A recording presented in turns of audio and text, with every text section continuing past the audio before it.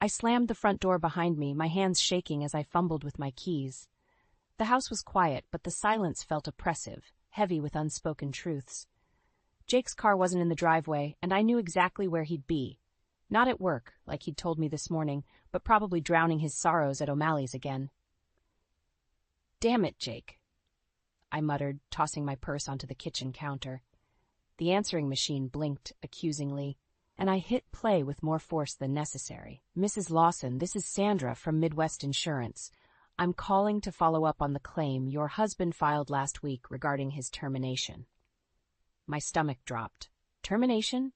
Jake had sworn up and down he'd quit his job at the bank 2 weeks ago, citing creative differences with his boss.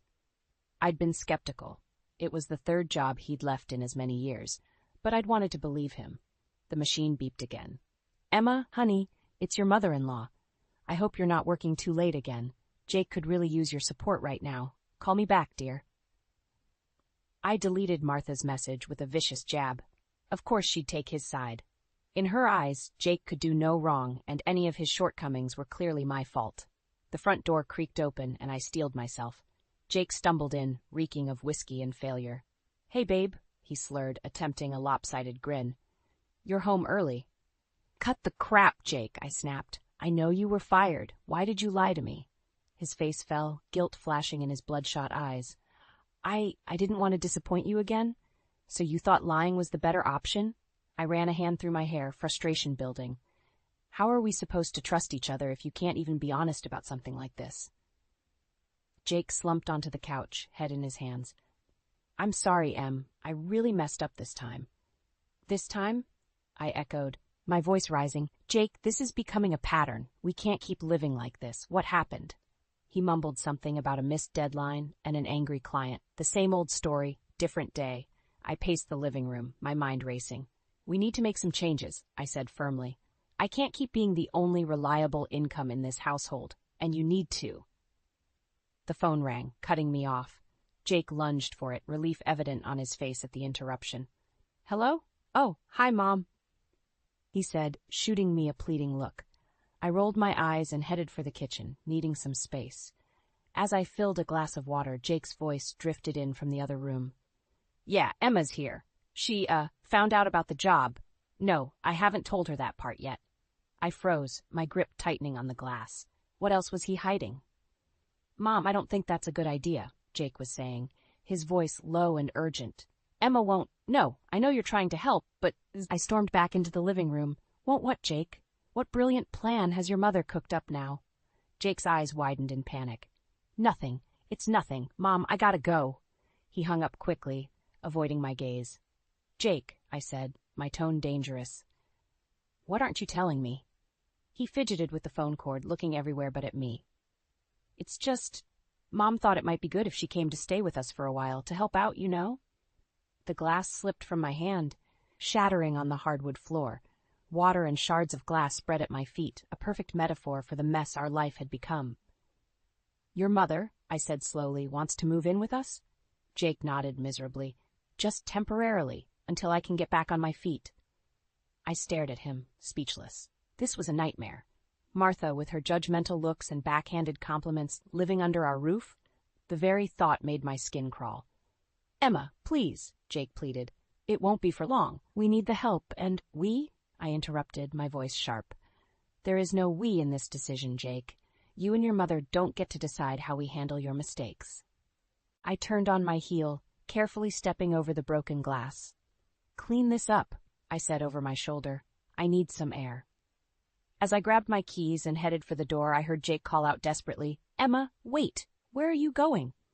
I paused, my hand on the doorknob. "To figure out how to fix the mess you've made of our lives," I replied, not looking back. "And Jake, don't wait up." I stormed into my office the next morning, my head pounding from a restless night. The last thing I needed was to deal with Martha's judgmental attitude on top of Jake's lies. But there she was, her number flashing on my phone as it rang incessantly. "Emma speaking," I answered curtly, bracing myself. "Emma, dear," Martha's saccharine voice oozed through the line. "I hope I'm not interrupting your very important work." I gritted my teeth. "What can I do for you, Martha?" "I'm worried about Jake," she sighed dramatically. He's been so down lately, I can't help but wonder if your career focus might be affecting him. My grip tightened on the receiver. Excuse me? Well, you know how men are, Martha continued, oblivious to the anger building in my chest. They need support, attention. Jake's always been sensitive. Perhaps if you were home more. Martha, I cut her off, my voice dangerously low. Jake is a grown man. His job troubles are his own responsibility. But as his wife, I interrupted, I've been supporting us financially for years while Jake hops from job to job. Don't you dare imply this is my fault. Martha gasped, affronted. I'm only trying to help, Emma. Someone needs to be there for Jake, and if you're too busy climbing the corporate ladder. Stop right there, I snapped. My career isn't the problem. Jake's inability to hold down a job is. And frankly, Martha, your coddling isn't doing him any favors. Well, I never, Martha huffed. If that's how you feel, maybe it's best if I come stay with you both for a while. Jake clearly needs a supportive presence at home. My blood ran cold. That won't be necessary, I said firmly. Jake and I can handle our own affairs. We'll see about that, Martha replied ominously before hanging up. I slammed the phone down, fuming. The nerve of that woman. As if I hadn't bent over backwards trying to help Jake. My phone buzzed with a text from him. Mom's worried about us. Maybe we should let her visit? I ignored it, focusing on my work. Hours flew by as I buried myself in spreadsheets and client calls, anything to avoid thinking about the mess waiting for me at home. It was nearly 8 p.m. when I finally left the office. As I pulled into our driveway, I froze. Martha's car was parked in my usual spot. I found them in the kitchen, Jake nervously stirring a pot while Martha fussed over place settings. What's going on? I demanded, dropping my briefcase with a thud. Martha turned, all smiles. Emma, darling, we were wondering when you'd grace us with your presence. I hope you don't mind. I took the liberty of preparing dinner. You took liberties, all right, I muttered, glaring at Jake. He avoided my gaze, suddenly very interested in his cooking. Jake mentioned you two were having some difficulties. Martha continued, her tone dripping with false concern. I thought a nice family dinner might help smooth things over. I laughed bitterly. Family dinner? Is that what this is? Jake finally looked up. Please. Mom's just trying to help. Help? I exploded. By ambushing me in my own home? By blaming me for your problems? Martha gasped. I would never. Save it, I snapped. I heard enough this morning. You made it perfectly clear what you think of me and my career. Jake stepped between us. Emma, that's not fair. Mom's here because she cares. Oh, she cares all right, I retorted. She cares about controlling our lives, about making me the villain in her perfect little narrative. Now, Emma, Martha began, her voice sickly sweet. I know you're under a lot of stress, but there's no need for dramatics. Why don't we all sit down and... No, I said firmly. I'm not doing this. Not tonight. I turned to Jake. You invited her here without even asking me, didn't you? His guilty expression said it all. I grabbed my keys, my hands shaking with rage. Emma, wait, Jake called as I headed for the door. Where are you going? I paused, my hand on the doorknob. Somewhere I'm actually wanted, I replied coldly. Enjoy your family dinner. As I slammed the door behind me, I heard Martha's voice drift out. Well, I never. Jake, darling, you really need to do something about that wife of yours. I got in my car and drove, tears blurring my vision. How had my life come to this? And more importantly, how was I going to fix it? I pulled into the driveway after a long day at work, my stomach knotting as I saw Martha's car still parked where it had been for the past week. Taking a deep breath, I steeled myself and walked inside. The living room looked like a tornado had hit it. Martha's belongings were strewn everywhere, suitcases overflowing with clothes, boxes piled high with knickknacks, and framed photos of her and Jake littering every surface. What the hell is going on? I demanded, my voice echoing through the house. Jake emerged from the kitchen, looking sheepish. Emma, honey, I can explain. Jake invited me to stay for a while, Martha interrupted, sweeping into the room with a triumphant smile. Isn't it wonderful? Now I can help out around the house and give you more time to focus on your career. I felt the blood drain from my face. Stay? For how long? Jake shuffled his feet, avoiding my gaze. Well, you see, Mom's having some financial troubles of her own. I thought maybe she could live with us until she gets back on her feet. Live with us? I repeated, my voice rising. Jake, We can barely afford to keep ourselves afloat. How are we supposed to support your mother, too? Martha clucked her tongue. Now, Emma, there's no need to be so dramatic.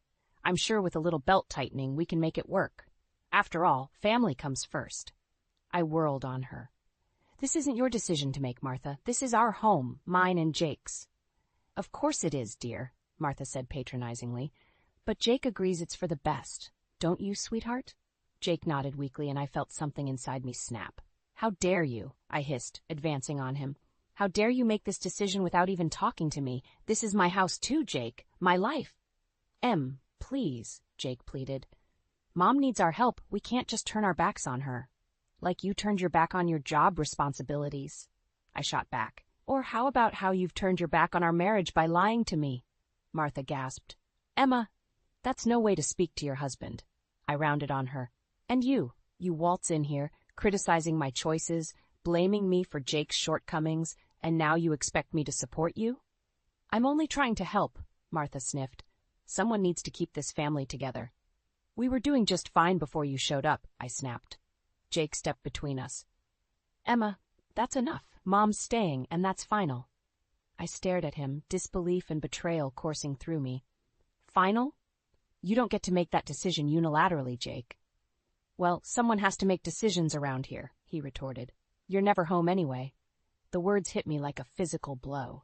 I stumbled back, grabbing my purse. I'm never home because I'm working my ass off to keep us afloat while you bounce from job to job. Emma, wait, Jake started, but I was already heading for the door. No, Jake, I'm done waiting. I'm done being the bad guy in this scenario. I paused at the threshold, turning back to face them both. You want to play happy families with Mommy Dearest? Fine, but don't expect me to stick around and watch. Where are you going? Jake called after me. To a hotel, I replied coldly, since apparently I'm no longer welcome in my own home. As I got into my car, I heard Martha's voice drift out the open door. Let her go, Jake. She'll come to her senses eventually. Now, why don't you help me unpack? I peeled out of the driveway, tears blurring my vision. How had it come to this? My husband choosing his mother over me, my home invaded, my life upended. As I drove aimlessly through the darkening streets, a cold resolve settled over me. If Jake and Martha wanted to play dirty, fine. Two could play at that game. It was time to start planning my next move and my revenge. I'd been staying at the Comfort Inn for a week, trying to gather my thoughts and plan my next move. The constant buzzing of my phone, Jake's desperate texts, and Martha's passive-aggressive voicemails only fueled my determination. I needed to go home and face this head-on. As I pulled into the driveway, I noticed Jake's car was gone. Perfect. I could grab some clothes without a confrontation. But as I entered the house, I heard Martha's shrill voice coming from the kitchen. I don't care what it takes, Richard. You can't do this to me now. I froze, my hand still on the doorknob. Martha was clearly in the middle of a heated phone call, unaware of my presence. Don't you dare bring up my indiscretion, she hissed. You're the one who's been embezzling from the company for years. My eyes widened. What on earth was going on? Fine, file for divorce, Martha spat. But don't think I won't take you for everything you're worth. I know where all the bodies are buried, Richard. The call ended abruptly, and I heard Martha's muffled sobs. Despite my anger, a small part of me felt a twinge of sympathy, but that feeling evaporated as soon as Martha spoke again, this time leaving a voicemail. Jake, honey, it's Mom. Listen, I need you to talk to Emma about accessing some of your joint savings. It's just a small loan to tide me over. I'm sure she'll understand. After all, we're family. Red-hot fury coursed through me. How dare she? I stormed into the kitchen, making Martha jump. Emma! She gasped, hastily wiping her eyes. I didn't hear you come in. Clearly, I said coldly.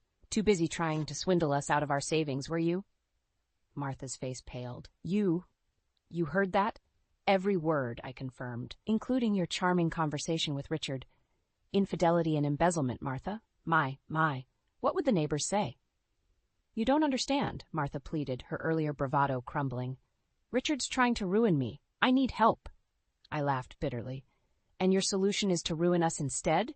To bleed us dry while you've been sitting pretty on stolen money for years? It wasn't like that, Martha protested. Richard handled all the finances. I didn't know. Save it, I snapped. I don't want to hear your excuses. What I want is for you to pack your bags and get out of my house." Martha's eyes narrowed. "You can't throw me out. Jake invited me to stay." "Watch me," I growled, advancing on her. "You've manipulated and lied to us from the moment you got here. You blamed me for Jake's problems, invaded our home, and now you're trying to steal from us." "I am Jake's mother," Martha shrieked. "He'll never choose you over me." The front door slammed, and Jake's voice called out, "Mom? Emma? What's going on?"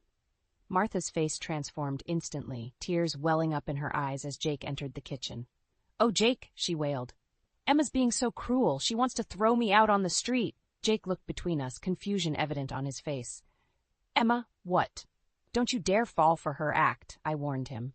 "Your mother's been lying to us both. She's getting divorced because she cheated on Richard, just who's been embezzling money for years, and now she wants to borrow from our savings to cover her ass."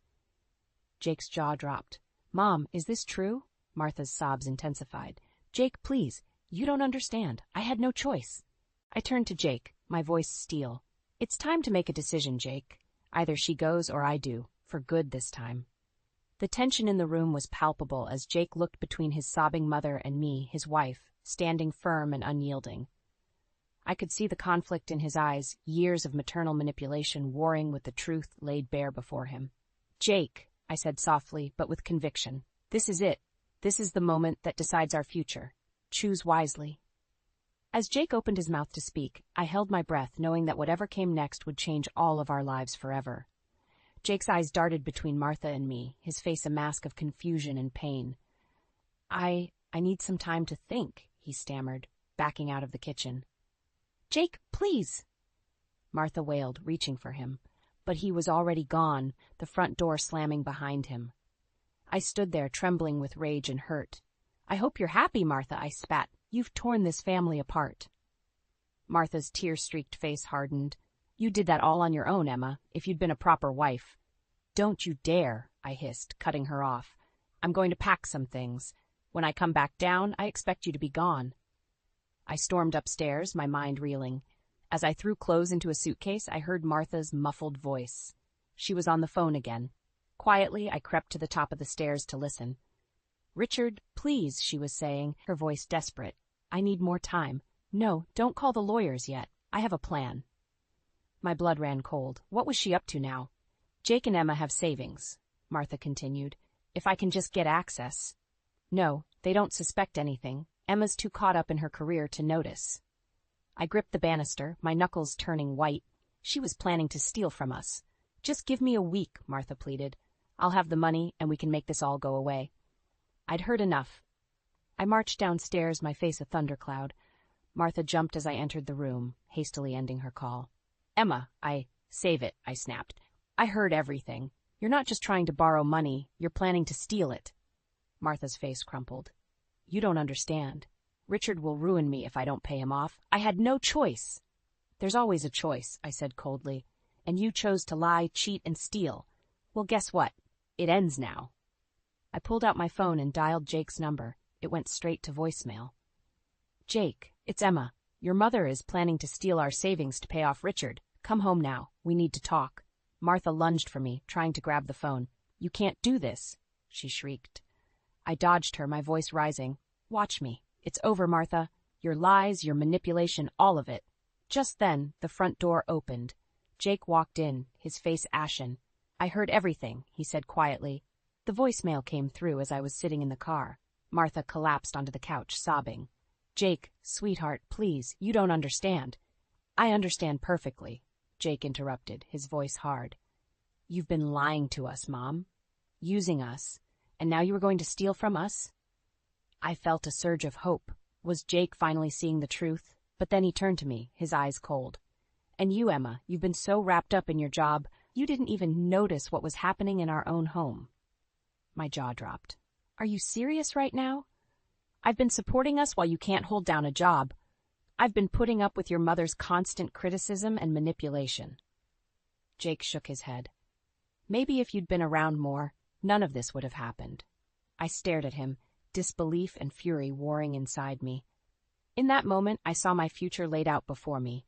A life of constantly being blamed, of never being enough, of sacrificing everything for a man who would always choose his mother over me. You know what? I said, my voice deadly calm. You're right, Jake.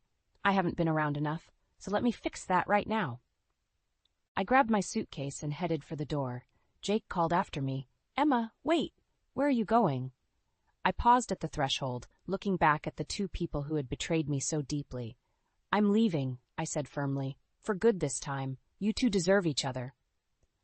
As I walked out, I heard Martha's triumphant whisper to Jake, It's for the best, darling. Now, about that savings account. I got into my car, my hands shaking as I gripped the steering wheel. This wasn't just about leaving anymore. It was about protecting myself and everything I'd worked for. It was time to call a lawyer and start divorce proceedings. Jake and Martha wanted to play dirty? Fine. I'd show them just how ruthless I could be.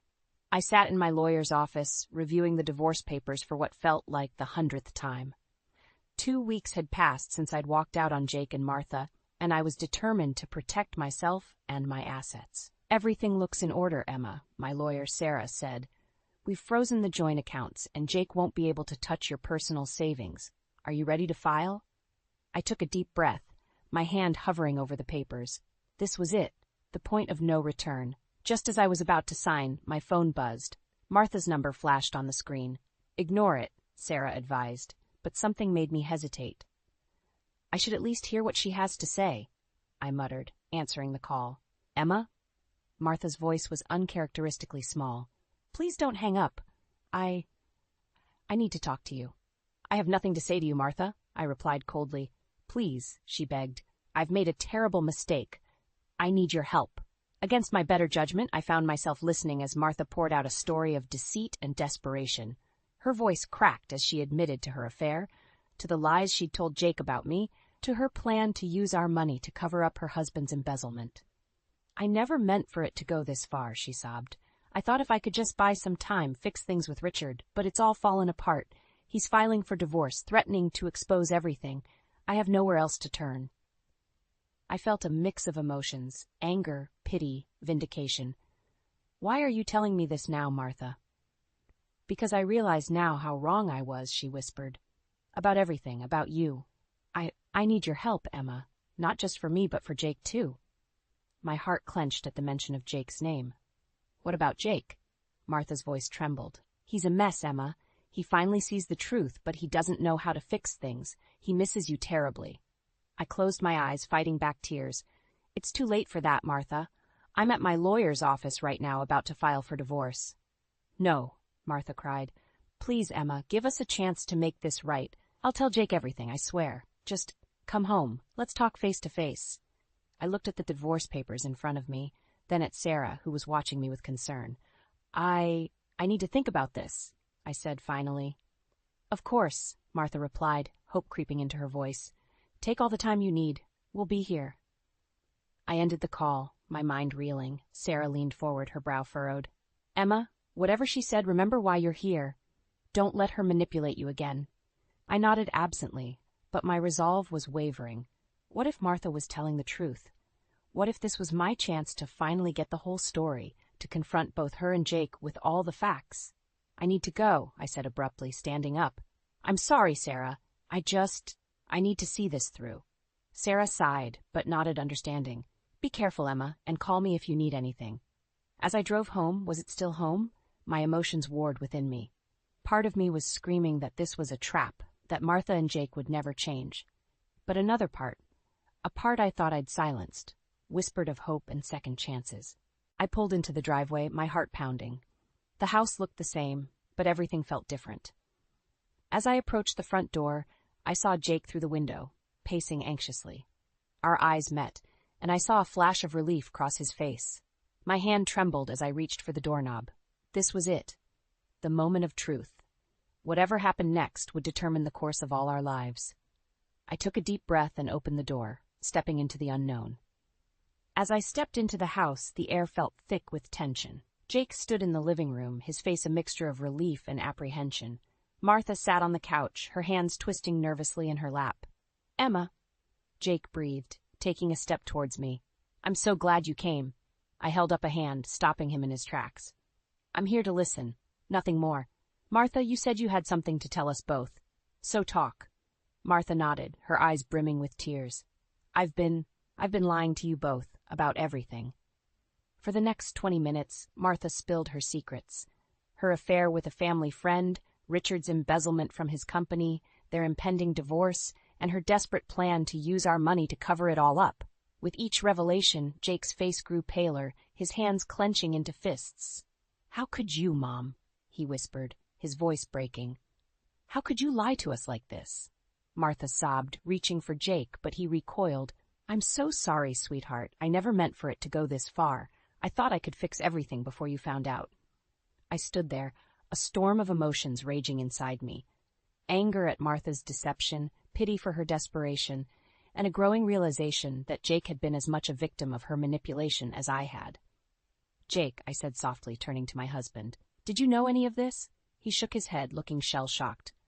"No, God, Emma, I had no idea. I thought Mom just needed our help. I never imagined." "That's why I called you," Martha interjected, her voice pleading. "I realize now how wrong I was. About everything. I need your help, both of you. Please." I laughed bitterly. "Help? After everything you've done? You tried to steal from us, Martha. You nearly destroyed our marriage." "I know," she wailed, "and I'll spend the rest of my life making it up to you both. But right now, I need your help to fix this mess with Richard. If we don't act fast, he'll expose everything, and we'll all go down." Jake turned to me, his eyes desperate. "Emma, what should we do?" I felt the weight of the moment pressing down on me. This was it. The crossroads where I had to decide not just the fate of my marriage, but the future of our entire family. "No," I said firmly, surprising even myself with the steel in my voice. "We're not doing this, Martha. Not anymore." "But," Martha started, but I cut her off. "No more lies, no more schemes. You made this mess, and you're going to face the consequences. We all are." I turned to Jake, my heart pounding.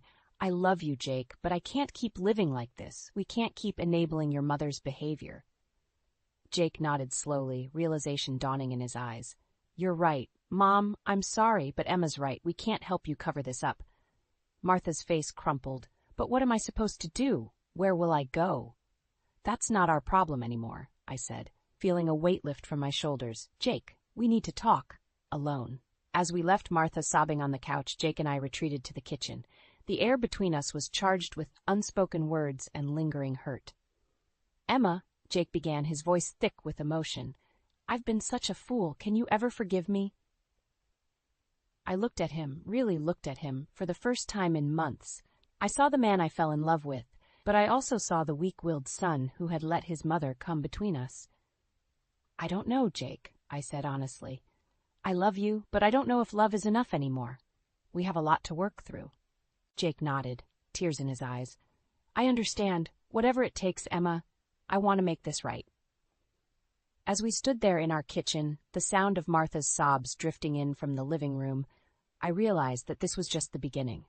We had a long, hard road ahead of us, facing the consequences of Martha's actions, rebuilding trust, and figuring out if our marriage could survive this ultimate test.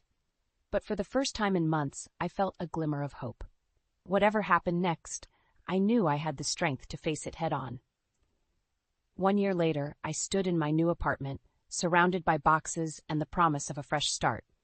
The divorce had been finalized 3 months ago, and I was finally ready to close this chapter of my life. My phone buzzed with a text from my boss. "Congratulations on the promotion, Emma. Can't wait to see what you'll do as our new marketing director." I smiled, a sense of pride washing over me. This was what I had been working towards all along, recognition for my skills and dedication, not judgment for my ambition. As I unpacked, I came across a photo of Jake and me from happier times. A twinge of sadness hit me, but it was quickly replaced by a sense of peace. We had tried to work things out after Martha's confession, but the trust was too badly broken. In the end, we both realized that sometimes love isn't enough. The doorbell rang, startling me from my reverie. I opened it to find Martha standing there, looking older and more subdued than I remembered. "Emma," she said softly, "I hope I'm not intruding. I wanted to apologize, again, and to give you this." She handed me an envelope. Inside was a check for a substantial amount, far more than she'd ever tried to take from us. "It's everything I have," Martha explained, her voice trembling. "I sold the house, my jewelry. I want to make amends for what I did to you and Jake." I stared at the check, a whirlwind of emotions coursing through me. "Martha, Please," she interrupted. "I know it doesn't fix anything, but I hope it helps you start your new life. I see that now." As I looked at this woman who had caused me so much pain, I felt the last of my anger melting away. "Thank you, Martha, but I don't need this. I've already started my new life." I handed the check back to her. "Use it to start over yourself. Learn from this and be better." Martha's eyes filled with tears. "You're a remarkable woman, Emma. I'm sorry I didn't see it sooner." After she left, I sat on my new couch, processing what had just happened. My phone buzzed again, a text from Jake this time. "Heard about your promotion. Congratulations, Em. You always were the strong one." I smiled sadly, typing back a simple "thank you." As I hit send, I realized that this truly was the end of an era. Jake and Martha would always be a part of my past, but they no longer had the power to shape my future. I walked to the window, looking out at the city skyline. My new life stretched before me, full of possibilities. No more compromising my dreams, no more dimming my light to make others comfortable. I was free to be unapologetically myself. As the sun set, painting the sky in brilliant oranges and pinks, I felt a sense of excitement building within me. Tomorrow was a new day, the first day of the rest of my life, and I was ready to face it head-on, stronger and wiser than ever before. I thought about all the women out there facing similar struggles, torn between family obligations and personal ambitions, fighting to be heard and valued. I hoped that my story might inspire them to stand up for themselves, to demand the respect and love they deserved. In that moment, I made a promise to myself. I would use my new position not just to advance my career, but to mentor other women, to help them find their voices and chase their dreams. My journey had been difficult, but it had taught me invaluable lessons about resilience, self-worth, and the power of staying true to oneself. As night fell, I raised a glass to my reflection in the window. "Here's to new beginnings," I toasted, "to strength, to growth, and to never settling for less than you deserve." The future was bright, and for the first time in years, I felt truly, genuinely happy. Whatever challenges lay ahead, I knew I had the strength to face them. After all, I was Emma, resilient, ambitious, and finally, gloriously free.